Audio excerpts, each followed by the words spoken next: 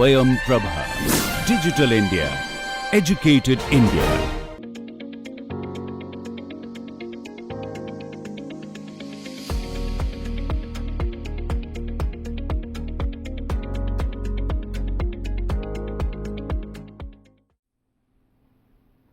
Hello everyone, welcome to lecture 8 of this course on machine learning for earth system science. We are still in the first module of spatiotemporal statistics, and in today's lecture we will deal with the topic of causality. Now the concepts we are going to cover today are causality and correlation, Granger causality, Pearl causality and structural causal models, and finally various applications of causality in earth system sciences and the various challenges involved. So, first coming to the basic idea of causality, let us say that we have two variables x and y. These variables may be spatiotemporal also. Now, the question is, when can we say that like one variable causes the other, that is, one is the cause, the other is the effect. So, like basically we are somehow trying to influence or measure the influence of one variable on the other. Say for example, if we consider two statements like smoking causes cancer and clouds cause rainfall. So, like we can measure whether different people smoke or not, and we can also measure whether different people have cancer or not. Now, on the basis of this data, can we say that for those people who have cancer, like we can say that it is because of the smoking, or alternatively can we say that if someone smokes, then that automatically means that they have a high risk of cancer, or they may have, there is a probability that they will get cancer. So, the similar thing can be said in the other example also. So, whether these kinds of statements we can make or not depends on first of all we need to have data, and secondly we need to formulate the questions in an appropriate mathematical language using some probabilities or some suitable construct like that. Now, again in the spatial and temporal causes, in the like for in the spatiotemporal domain, we can define causality as like both spatial causality and temporal causality. It's like saying that suppose an event x happens at a location s and another event y happens in a location s prime, then can we say that like x happening at s caused y happening at s prime? Can we say something like that? Like similarly temporal causality, like let us say some event happened at time t and another event happened at time t prime, where t prime is greater than or equal to t. In that case, can we say that x of t causes y of t prime? So, note that in this case, like in case of temporal causality, this it is an important constraint is that t prime has to be greater than or equal to t, because this much we can say for sure that the the cause must precede the effect, or at least the effect cannot precede the cause. That is something which we understand well enough. So, in the temporal domain there has to be this kind of a natural constraint on which can be a cause and which can be an effect, but in the spatial domain there is of course no such constraint. Now, like when people try to answer this question, they sometimes do it in a lab setting or in a controlled setting, where they actually like change the value of one variable and see if the value of the other variable also changes accordingly. So, like in such a controlled setting, we can like where we have control over like at least one of the parameters, and then we can do this kind of experiment. But in general or in many settings, especially those related to arts sciences, we do not have any such luxury. That is, we cannot really control the value of one particular atmospheric variable or geophysical variable and see its impact on other variables. That is, we cannot automatically make one place hotter and see if that results in a higher rainfall or something like that. So that is a so we like in the when it comes to the domain of earth sciences, we do not have the facility of such controlled experiments. So we have to depend entirely on the data. Now the causality can be bidirectional also. it might happen that x causes y and y causes x are simultaneously true, and this can there are like two kinds of processes. One case like one set is or one kind is the self replenishing process, the other is the self destructive process. Say for example, like we know that a high temperature causes water evaporation. Now water evaporation causes clouds, and clouds cause rainfall, and then rainfall brings down the temperature.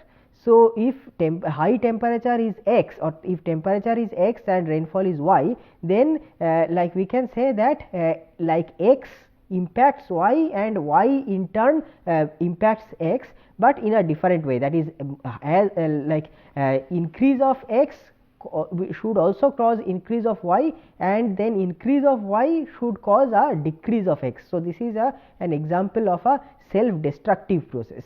Now what I explained just now is actually quite simplistic. I mean this is not how exactly things happen. I mean the relation between temperature and rainfall is not just like this. There are many other factors also involved, but this is just to give you a simplistic example of a self destructive process.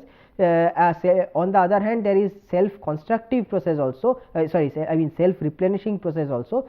Say high temperature means that the people will use air conditioner, but air conditioner causes the emission of carbon dioxide in the atmosphere, and it is well known that higher the emission of carbon dioxide, the higher will the temperatures be. So this is a case of a self replenishing process, which is sometimes also known as a vicious cycle.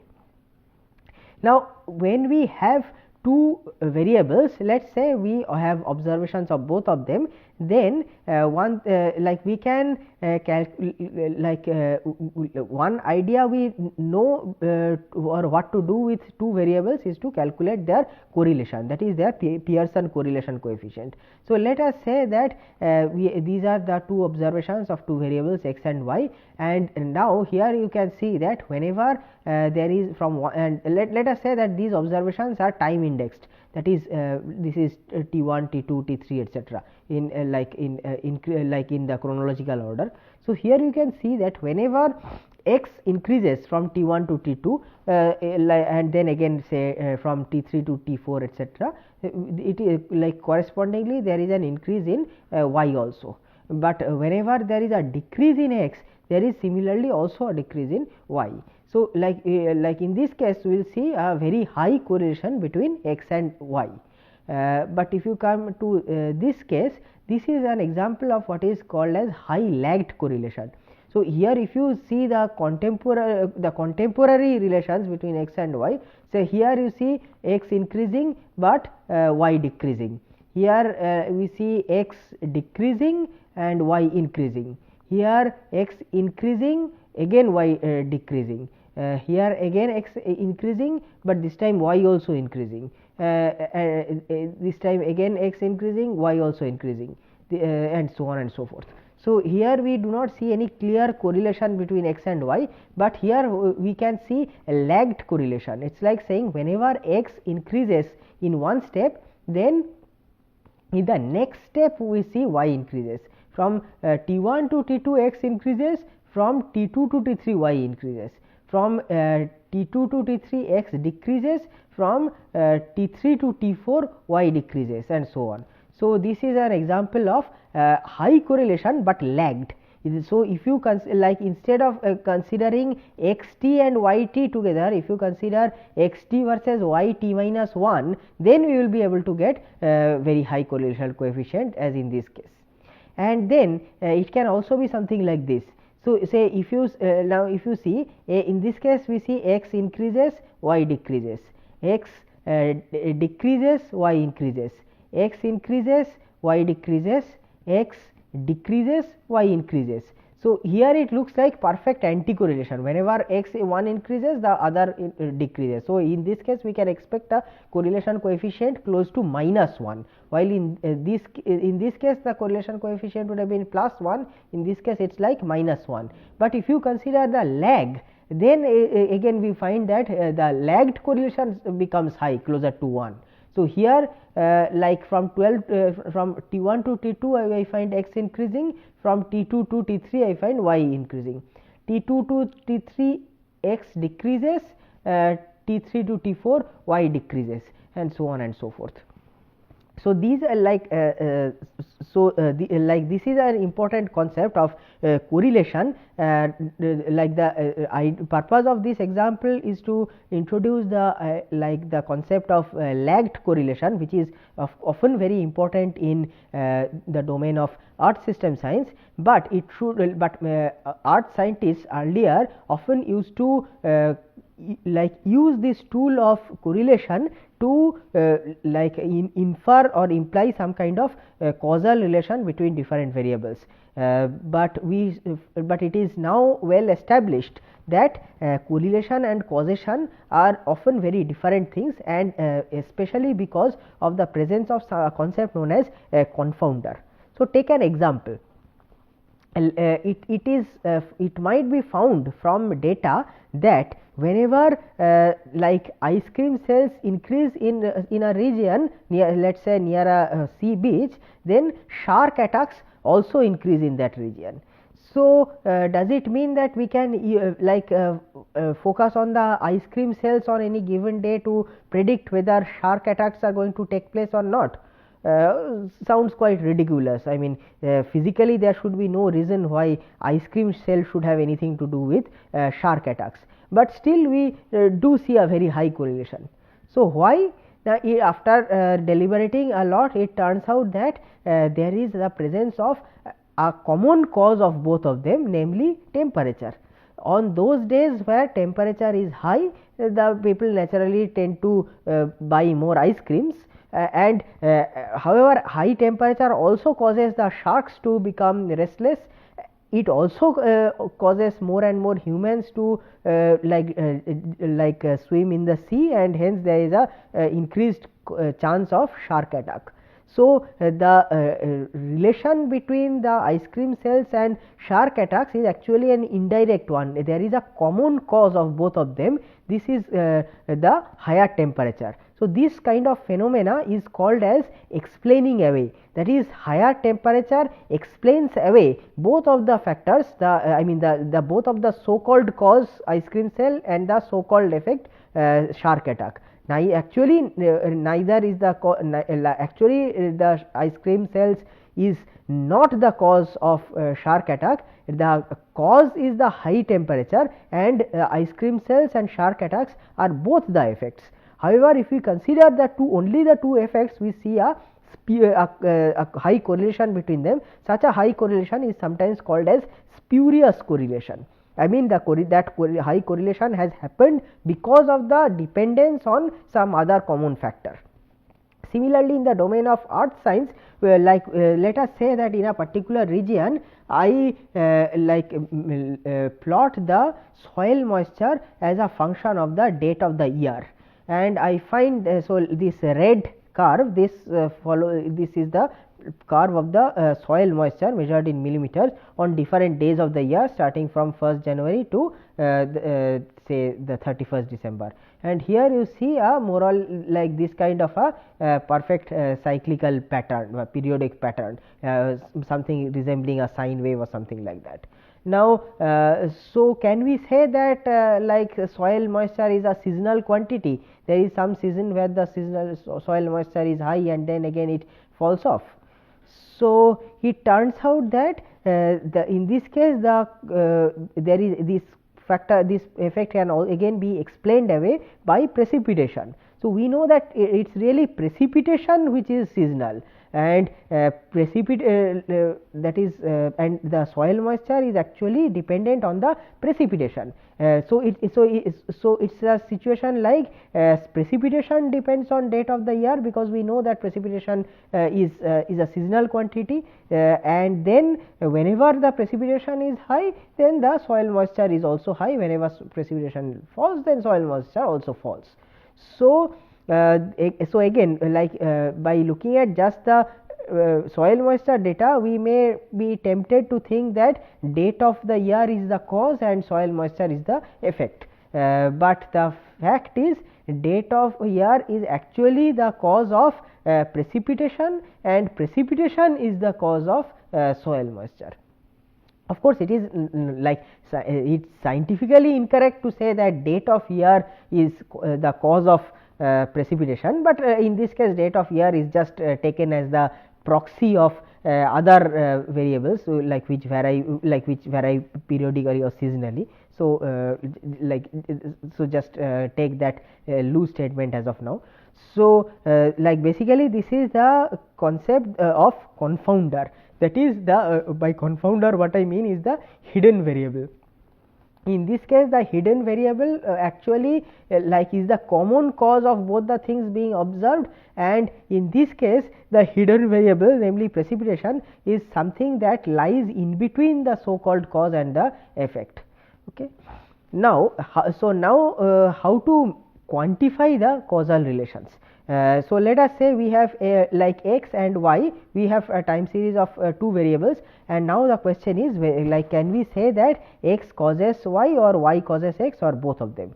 Now, like there are many ways or in which this kind of question they try to answer. One well known definition of the causality is the Granger causality, which is basically based on the concept of regression.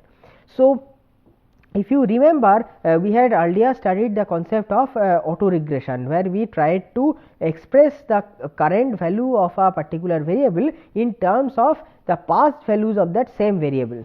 So, let us say I try to express x like the variable x as some kind of an autoregressive process. Let us say a third order autoregressive process or any kth order autoregressive process. So, we write x t as a function of the like as a linear combination of x at the previous time points, and these a1, a2, a3, these are the different coefficients. Okay. And now we know we have already discussed how to estimate these coefficients by using ideas like some least square regression or parameter estimation or something like that. Now suppose I try to express x as an autoregressive process. Now the question is, instead of making it an autoregressive process, that is instead of trying to express x in terms of its past values, will the estimate improve if we bring in the past values of another variable, let us say y. So, that is like while expressing that is while retaining these predictors, can we introduce some more predictors which are the past values of y, and each of them comes with a certain coefficient? If yes, then we can say that y Granger causes x. Now, what exactly do I mean by yes? I mean, so here we can try to estimate x t, like that is we will always be able to fit some suitable values of a1, a2, a3, etc. by least square regression. In this case also, since we have the observations, we can also estimate these coefficients of y, named the b1, b2, b3, etc. So, once we estimate both of the coefficients of both of these models, we can use both models for predicting future values of x. And now, if it turns out that the second model predicts x better than the first model, then we can say that basically means that including the past values of y actually helps us to improve the prediction of x. So, so in a sense we can say that the past values of y cause the future values of x. So, we that basically is the idea, that is this thing can be like written as y Granger causes x. Now, if we want to ask, does x Granger cause y? So, then the same thing, the same question we can, like the same equations we can write in the reverse way, and it is possible that both of these are yes, that is like including y to predict x improves the prediction of x, and including x to predict y actually may improve the prediction of y. So, in that case we can have will have bidirectional causality, that is x Granger causes y and y also Granger causes x. Alternatively, only one of these may be true, or it's possible that none of these will be true, in which case which will mean that there is no causal relation between x and y. Now, so here this Granger causality, this is a relatively straightforward model. One just needs to estimate these predictors and use the models to make to evaluate the future predictions. There are various issues in this Granger causality approach. First of all, it is not suitable for detecting contemporaneous causality. So, note that we are that is if x that is if we can say that y Granger causes x. So, basically it means that the past values of y are being used to predict the future values of or current values of x. That is, but we cannot say that that is we cannot include y t as a predictor in this case. So that is we suppose it happens that that is if at any given point if y increases, then that has an impact on x also, if y decreases, that has an impact of x also, I mean at the same time point. Such things, such relations cannot be expressed in this thing. The reason is that of course I can bring in y t as a predictor of x t in this equation, but suppose I get a non-zero coefficient of that, then also I mean there is actually the problem is arising because if we have y t here and it has a non-zero coefficient also, we still can't say that whether x is causing y or y is causing x, because it's in a sense it's a symmetric relation. That symmetry is broken by ensuring that here we are considering only the past values of y. So, we already discussed that the cause cannot succeed the effect. I mean the cause can either be contemporaneous or it can precede the effect. So, in this case, because the y t minus 1 is happening before x t, then we can say that if this holds, then definitely y is the cause and x is the effect. X cannot be the cause of y, that is x of t cannot be the cause of y t minus 1, but x t can very well be a cause of y t. So, it including y t as a predictor here does not help in the in our causal analysis. So, this Granger causality is not suitable for detecting contemporaneous causality. And next is that we are here we are using the linear regression to predict the future value or current values of x, but that may lack expressive power. So, why not go for a non-linear model? So, that is actually not so much of a problem. The basic concept, keeping the basic concept of Granger causality intact, we can move from this kind of a linear model to a non-linear model, like something like a neural network. In fact, people do that also. And a bigger problem of Granger causality is that it can be misled by confounders. So, these kinds of confounders we already talked about. Now, if we try to do the Granger causality analysis, there is no straightforward way to eliminate the presence of these confounders. That is, if we do the Granger causality analysis on a data set like this, we may actually end up predicting shark attacks based on ice cream sales.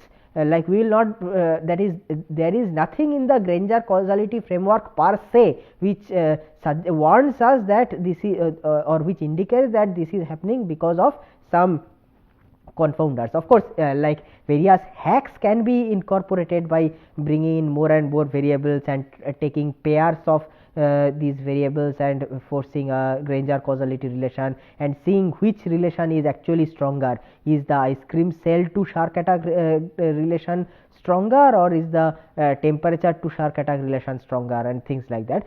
But those you can say they are post processing. These things are not part of the Granger causality framework per se. So, the Granger causality framework by itself does not help us to eliminate the confound or identify the confounders. So, based on that, there is an alternative approach of causality which is called as Pearl causality. This one is actually based on the concept of conditional independence. So, like we try to measure things like, let us say x and y are two variables, like we try to measure whether they are conditionally dependent on each other. By that I mean that, like, can we say that, like, can we define some kind of a conditional probability distribution like this. And then in this kind of conditional probability distribution, we can actually add various other variables, that is potential confounders, we can add to these conditions and see whether these conditional distributions change or not in the presence of the other variables. So, if so, like if they are found to change, then it might suggest that that variable is, let us say it's a confounder, or maybe in some it's not a confounder or something like that, and so on. So, basically this Pearl causality framework, it allows us to like like unlike the Granger causality, which is based on regression, this Pearl causality is based on the notion of conditional independence. And similarly, there is another idea known as the structural causal models, where we actually try to like estimate the like actually try to form something like a graph between the different variables, and for every graph we try to define some kind of a probability distribution of possible values of that variable based on the values of other variables in the graph. So, like, so this is an example of a causal graphical model. So, we will come back to it at some stage. Now, this topic of inferring causation from time series, like this is like increasingly important in the domain of earth science, like earth system science, where like climate scientists have been focusing in recent times to use the vast volumes of data to identify these kinds of causal relations. So, this paper appeared in Nature Communications in 2019. The first author, Jacob Runge, he is is a leading expert on this topic of causality, especially the notion of Pearl causality based on extreme on this conditional inference. So, this like these are images taken from this paper. It shows us some various applications of the concept of causal and of this causality in various problems related to earth science. We will visit these in more detail at a later stage. So, like for example, let us say we have a hypothesis that one particular climatic phenomena impacts another, is the cause of another climatic phenomena. So, so that's something like a causal hypothesis. Now, can we use statistical techniques to do the or to test this hypothesis, or then a more ambitious aim is to build something like a complex network or a causal complex network, where we actually identify or like we try to build a network of causes and effects of various climatic phenomena all over the world. Then so another thing is like various extreme events we have already talked about in detail in the past two lectures. So, suppose an extreme event happens, can we attribute some particular cause to it? Can we say that this heavy rainfall here happened due to some low pressure system elsewhere, or can we attribute a particular event like say a devastating drought or something like that? Can we attribute it to the global climate change, or that is to say, can we say that had climate not changed, or had climate change not happened, then this kind of a drought would not have happened? So, these are actually questions related to counterfactual scenarios. I mean, climate change we know is happening, but whether individual events can be attributed to climate change or not, that is a much more difficult question. I mean, to answer that question, we have to consider an alternative scenario known as the counterfactual scenario, where and there we have to see whether in such a scenario whether this would have happened or not. But such a counterfactual scenario, the problem is that the counterfactual scenario has not happened. So, how do we know whether it would happen or not? So for that purpose people develop climate models, and like where they can actually run the model simulation, or they can simulate the climate in under various hypothetical settings. But then developing these models itself is a complicated like is a very non-trivial task, where we have to preserve the causal relations that are already known. They have to be preserved perfectly in those models, and that itself is a difficult task. So like when we there are various challenges associated with applying the concepts of causality in the earth system sciences. So these include the challenges include these autocorrelation. Autocorrelation hampers the estimation of causality. Then lags. We already talked about this issue of lags. So it's possible that, like if you remember that table involving different lags, so unless we identify the particular lag value, we may not be able to understand the or quantify the impact of the causality so well. So there are more factors like this. At a later lecture we will try to understand all these issues and how these issues are I mean how these challenges arise in the domain of climate science, and how we, or especially or earth system science in general, and how we can possibly solve them. So these are a couple of references in which these concepts of causality has and their possible applications in the domain of earth system science has been discussed, especially the first paper. Although we will discuss this paper in detail at a later lecture, so but for for some initial studies, or to get an initial idea of how causality can be applied in earth sciences, I recommend you to go through this paper. So the key points to be taken from this lecture are as follows. The causal relations are different from correlations. The causal relations can be unidirectional, bidirectional, or lagged. The presence of the confounder variables can lead to misleading results. There are several models of causality based on regression, conditional independence, graphical models, and so on. And then there are many applications in earth system sciences, but they also come with various challenges. Okay. So that brings us to the end of this lecture. In the subsequent lecture we will focus on a few more topics, and this topic of causality we will come back to it maybe sometime in module 3. So till then, bye bye.